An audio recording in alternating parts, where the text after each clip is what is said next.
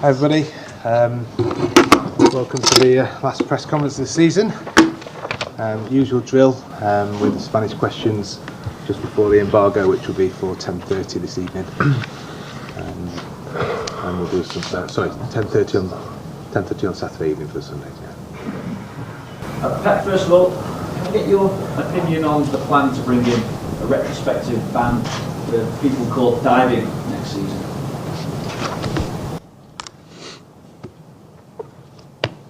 Okay. You think it needs to happen? Or? No. Why? Because everybody makes a mistake. Are we going to review the mistakes of the referees? No. So, sometimes happen. Sometimes not diving. But it doesn't matter, so my influence and my opinion doesn't count anything. So if they decide of that, we're going to accept and we're going to accept the bans and any cases. I just wonder what you would think would be the best way forward then, because it seems to be accepted that diving needs to be prevented. I think it's not the most important thing to improve about is diving or not diving. There are many other cases we can improve. Looking back at the season, in your opinion, what has been Manchester City's best moment of the season? Well, we had periods because we won 3 games in a row here at home. So when during the season was not easy, we dropped a lot of points at home. So, but we have still 90, 95, 96 minutes to fight to take one so important thing for the club, for the future, for to be in the last 3, 4, or 5 years in a row, be in the Champions League. So it's a crucial game for us. It's a final, absolutely final for us. And of course, it's in our hands. It depends on us. We just look what we have to do, win the game in one team when at home during the season make a good result, Watford. So we travel tomorrow to London for that. What pressure does that bring, knowing that everything rides on this last game of the season? Every game is a pressure. Every game we play for everything. So it's in our hands. So it depends not in Arsenal, not Liverpool. Depends on that. So we have to go there and win the game. With regard to your plans for the future as well, where does Kelechi Iheanacho fit into that team in the league with West Ham? And also, Sergio Aguero has been reports today that he sought assurances over his role in the side. Is that the situation now? Listen, I spoke 3 days ago about the future. I'm not going today about the future, so I don't know the question is going to come, but forget about it. So I asked you about 3 days about analysis, what you have done, about my opinion this season, about the future of the players.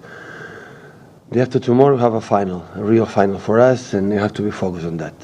I will talk in the present. We're going to talk in the past and the future next time, next season. The players that I've spoken to at Manchester City believe that you're not far off challenging for the title.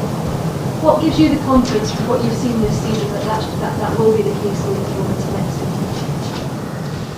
No, well, only I think we felt is the fact that we were not until the end. So normally the big teams fight, not the big teams, the teams who are good teams and will be good teams always fight until the end, and after you can win or lose. And in the Premier League we didn't fight until the end for the results because 2 teams were better than us and we dropped a lot of points at home, and we have to improve on that next season. So it doesn't matter where, it doesn't matter, depending on what happened day after tomorrow. So we're going to finish the season with 15 or 17 points behind the first and the second of the league. The gap is big, so we have to work harder next season to reduce that gap. What positives do you feel you can take from this season, your first one? I was so happy working in that club. That is the most important thing for me. To work with that players, I enjoy a lot. Show of hands, guys. Next. Nate. Hi Pep. Watford have announced they're going to change the manager after this game. Does that make for an unusual atmosphere, do you think? And how do you think it will affect them? I believe a lot in the football players.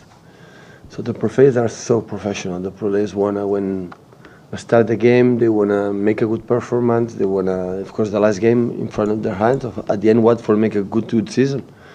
So from weeks ago, they were safe. So and when you analyze player by players, Famiglia Pozzo always buy in Udinese in Italy, now here, always have a very good players. So and you have to be careful.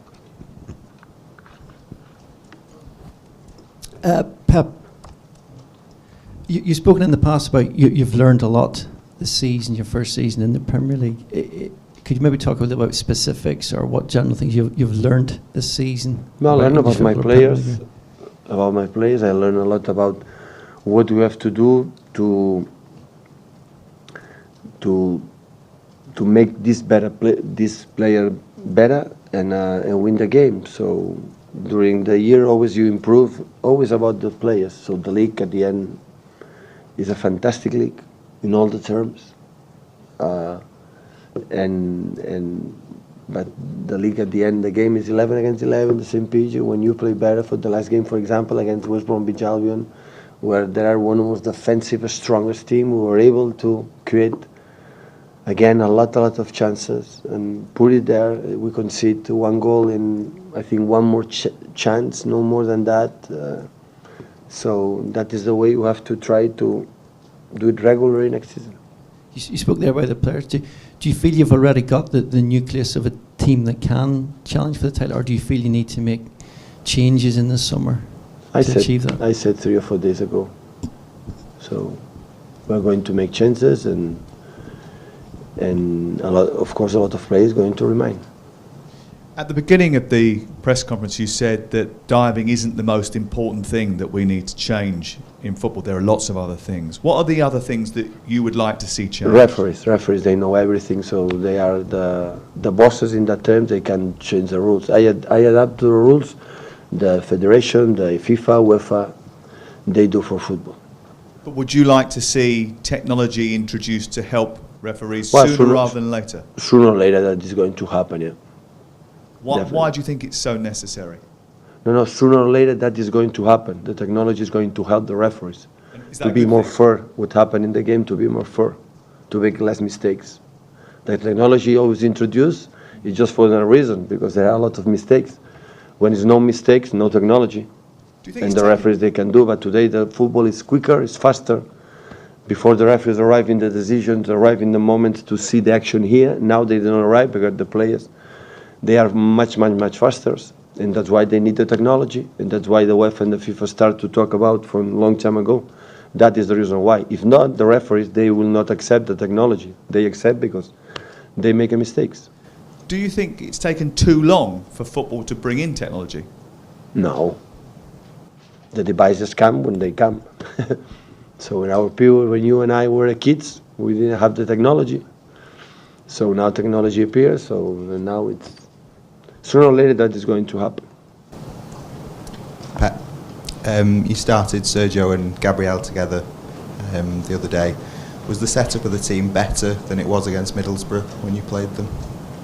But maybe, I don't know if you saw the game against Middlesbrough, but the way we played the Middlesbrough was completely different the way we play there, because the game against West Bromwich Albion, Gabriel was not winger, but he was a little bit more inside, and but just a little bit. Against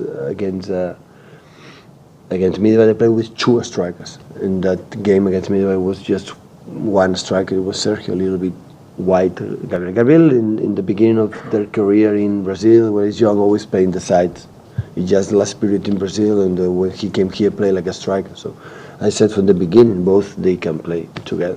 So is there just one way going forward, or are you going to try and play different formations with them both? Yeah, it always depends on the quality. It depends, for example, I don't know, tomorrow, the after tomorrow, Watford is going to defend with 4 or with 5. So sometimes with 5 defenders, sometimes with 4. So it depends on that. Our way to attack, our way to defend, it's completely different. So the people say, we want to play 4-3, but the people move. And there are many cases you defend in that way, you attack in another way. And that is going to happen as well. It depends on the quality of the players are going to use. The way you're talking about Jesus and Sergio playing together, is that a guarantee that Sergio will still be a Manchester City player next season? I answered that question for a long time ago. You were here. And is there any other way other than technology that you believe refereeing standards could be improved in this country? No. Referees don't have to improve. They know the rules, so they don't have to improve. It's just the game is quicker.